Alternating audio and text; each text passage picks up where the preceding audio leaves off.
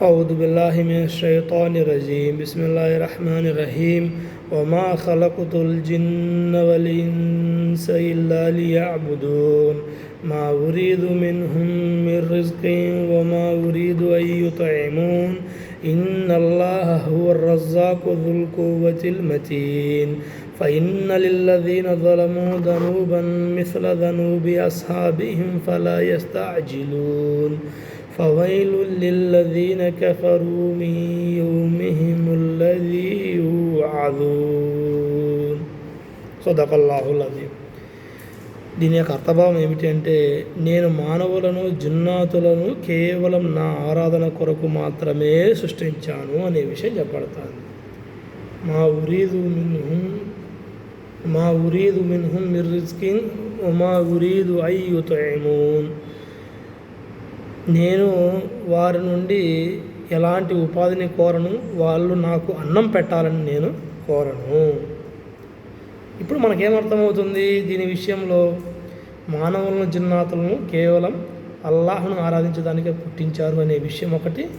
తర్వాత మానవుల నుంచి ఎటువంటి ప్రతిఫలాన్ని అల్లాహ్ ఆశించడు, ఎందుకంటే ఆయన సృష్టికర్త కాబట్టి, ఆయనకు ఏ అక్కర లేదు కాబట్టి, ఆయనకు ఏ అవసరం లేదు కాబట్టి మానవుల నుంచి ఏమి కోరుతున్నాడు? కేవలం ఆరాధన కొరకు మాత్రం సృష్టించాను కనుక మీరు నన్ను ఆరాధించండి అనే విషయం ఇక్కడ చెప్పబడుతుంది మానవులకు. ఫైన్న లిల్లదీన ظلموا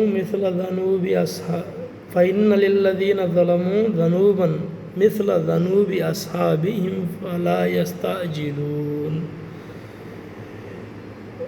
మరి అన్యాయానికి పాల్పడిన వారికి విధాభరితమైనటువంటి శిక్ష సిద్ధంగా ఉంది. వారు ఎటువంటిది అంటే, వారి వంటి ప్రజల వంతుకు వారికి లభించిందో, అంటే గత పూర్వపు జనాలు ఏ రకంగా అయితే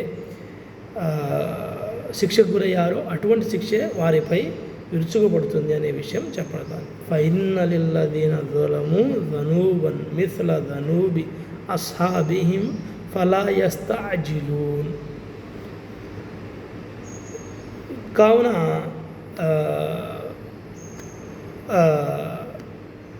దానికై వారు నన్ను తొందర పెట్టకూడదు అనే విషయం కూడా చెప్పబడింది. అంటే మానవులకు ఇదివరకైతే ఏ రకంగా అయితే శిక్ష అవతరించిందో, వీరిపై ఈ శిక్ష అవతరించే విషయంలో వాళ్ళు నన్ను తొందర పెట్టకూడదు. చివరకు ఆ రోజున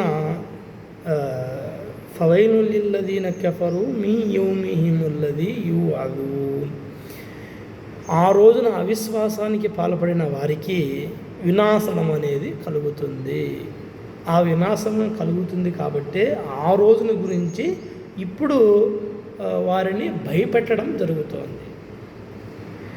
ఫవైలుల్ లిల్లదీన కఫరు మిన్ యౌమిహిముల్లదీ యూఅదూన్ అంటే ఇప్పుడు ఉన్నటువంటి యొక్క మానవుల యొక్క జాతిని భయపెట్టేదానికే భయపెట్టడం అంటే దాని అర్థం ఏంటి? భయభ్రాంతులకు గురి చేయడం అనే అల్లాహ్ యొక్క ముఖ్య ఉద్దేశం కాదు. ఆ రోజు గురించి మీరు భయపడుతూ జీవితం అనేటువంటిది గడపండి అని అల్లాహ్ మానవులకు హితబోధ చేస్తున్నాడని ఈ ఆయత్ ద్వారా మనకు స్పష్టంగా అర్థమవుతుంది. ఆఖిరు దావాహుం అల్హమ్దులిల్లాహి రబ్బిల్ ఆలమీన్.